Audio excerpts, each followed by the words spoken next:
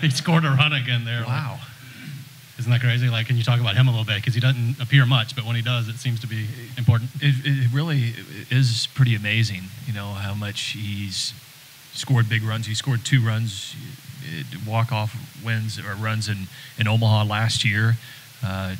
Thomas Woodruff is, really stands for our program. Here's a kid that has grinded out his whole career, hasn't had a whole lot of opportunities, had more opportunities this year than he ever has before, and graduated from here, the top student athlete in the engineering school. It's pretty special, and I decided in my mind that if Coleman got on base, if Smith got on and Coleman got on, that Woodruff was definitely gonna run for him. Not that I thought there was any magic in it. I just think, he's a better runner than Robbie. And fortunately, he's right there in the middle of it. And, that kid's got some experiences that he'll have for the rest of his life. Brian, a couple things. Ernie, before that dramatic, had a couple of base running errors. Yeah. Is that an example of this team that's a freshman coming through that, he made his mistakes early, but he delivered at the end? Is that kind of fitting that a freshman's the one that won it on this particular year? Yeah, he made some mistakes early on, but he didn't hang his head. He didn't feel sorry for himself. His teammates, didn't get on him about it. They just continued. After both of the times, his teammates in the dugout told him, hey, keep your chin up, keep playing the game.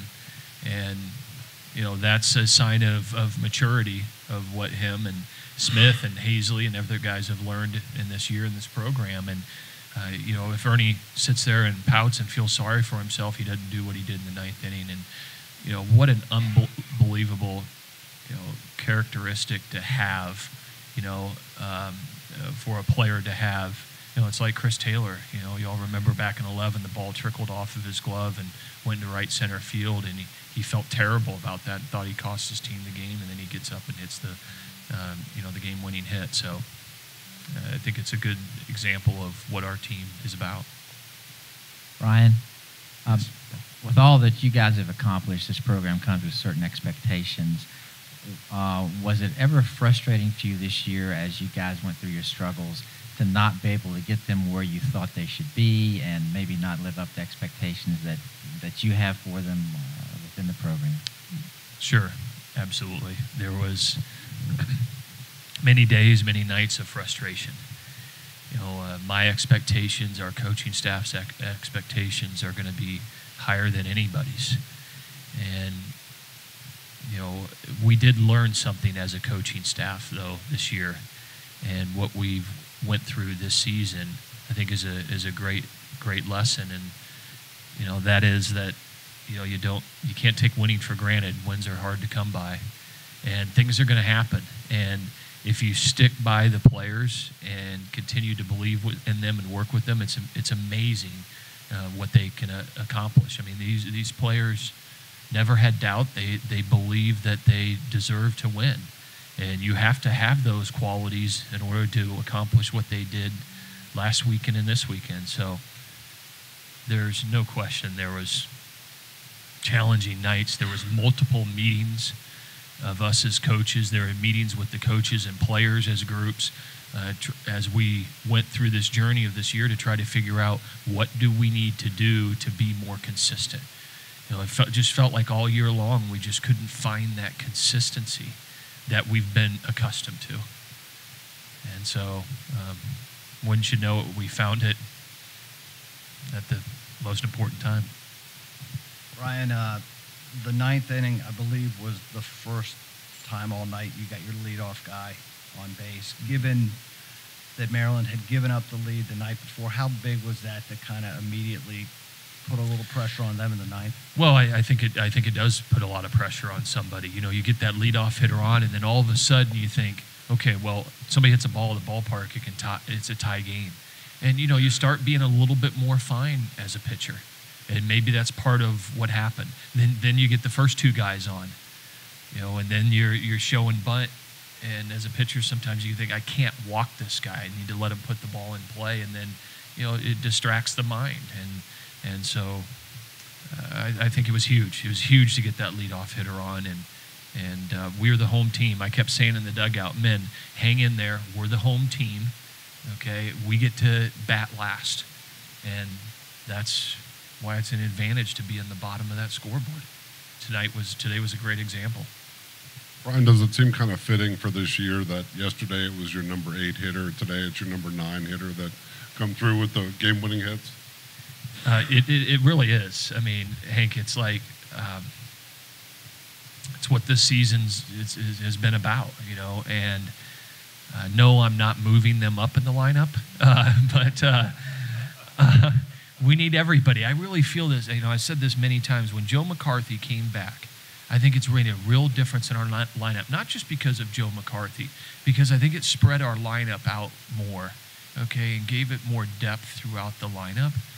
And yeah, I mean, how do you know? I mean, Kevin Doherty, he's up there, bases loaded, and I'm sure the kid's excited, you know, but he has enough patience and calmness to not swing at pitches off the plate and draws the walk, and then your 9-hole hitter comes up there and, I mean, wins the game against, I think, one of the best closers in the country. I mean, it's just, it's amazing. It's hard to explain.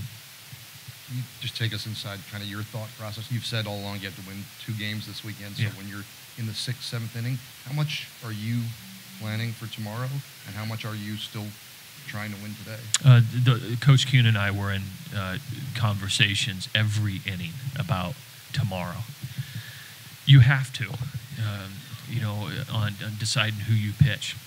It's part of the reason we stayed with Brandon Waddell, right? I'm sure a lot of people said, you know, when the runner got to second base in the 8th inning, okay, right-handers, hitters up, they got to go to the pen, and we didn't. And Waddell rewarded us for striking the guy out, and then Papio gets up and hits the triple.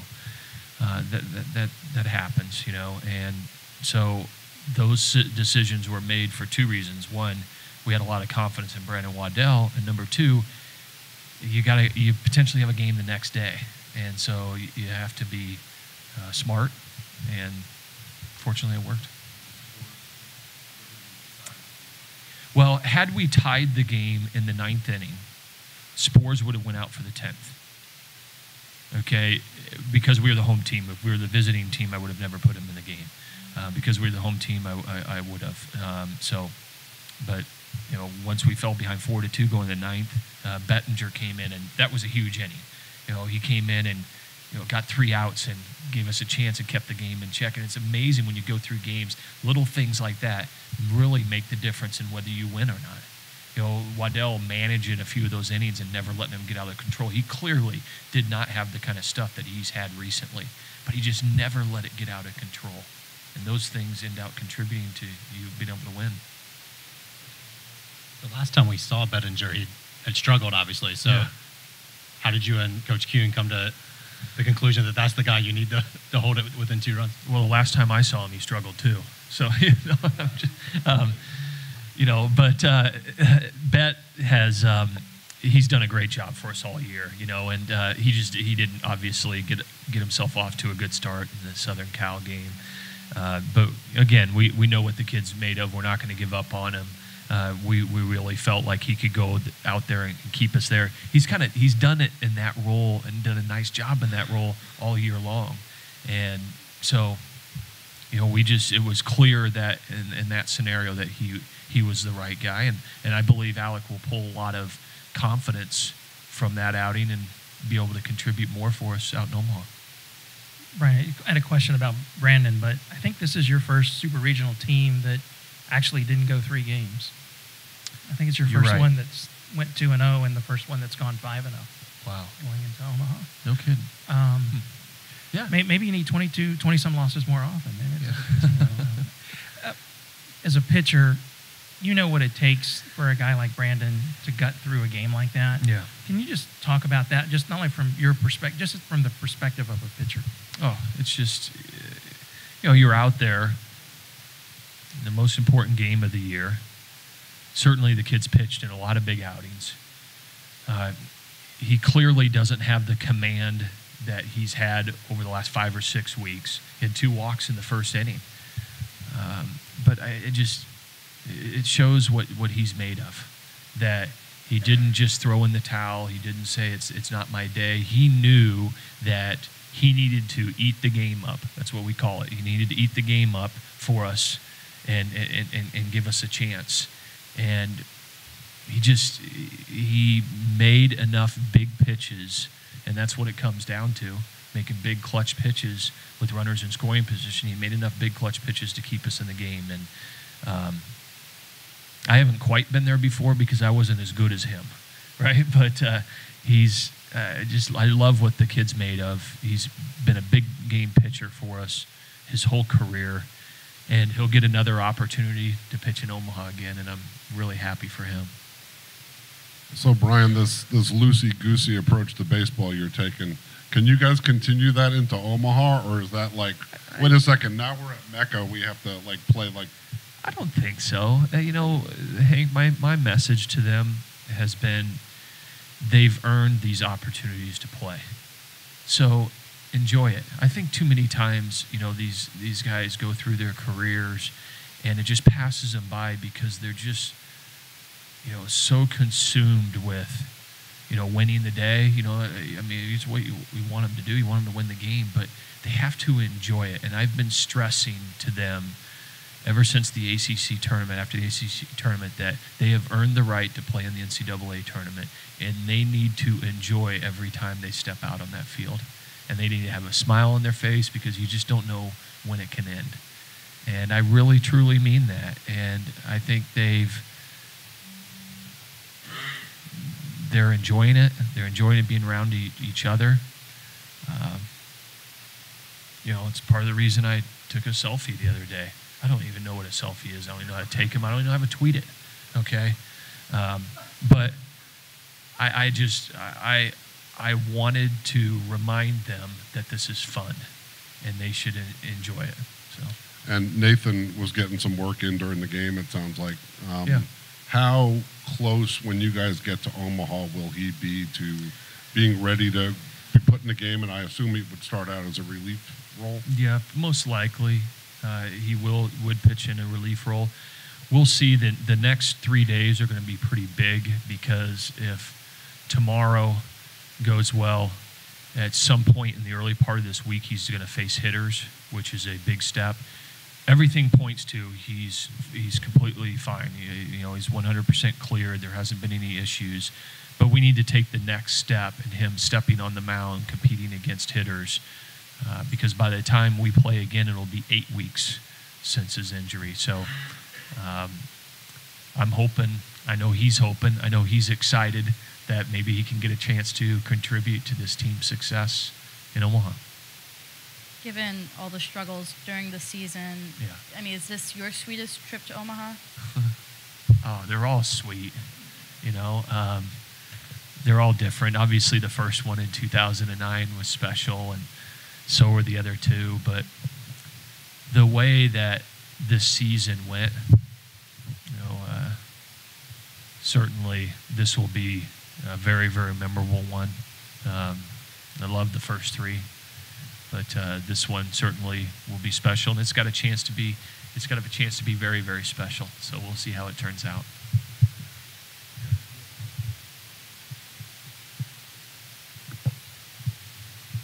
Just wanted to follow up on Hank's thought. Did you learn something from last year's result when you came to this? You guys need to have fun and enjoy it. Maybe not. Yeah, no, it didn't necessarily have anything to do with last year. I think this has been really over the years, seeing how a team responds the best during the most pressure time, right? And how to handle each team individually. And how you manage last year's ball club, I think it needed to be completely different than we handled this year's team. So it's just a pulse and a feel that we get as coaches on, how we're going to manage them at this time of year. I thought last year's team was pretty loose. Last year's team was just full of confidence and a swagger that, quite frankly, I don't know that we've ever had around here. So I wasn't real concerned about it. But this year I wanted to make sure with all the youth and inexperience that we had that, they enjoyed the moment and stayed in the moment.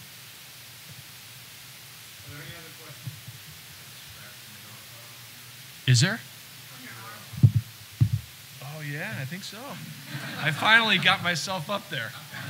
I need 2 knee replacements now, but I wasn't going to miss out on it this year.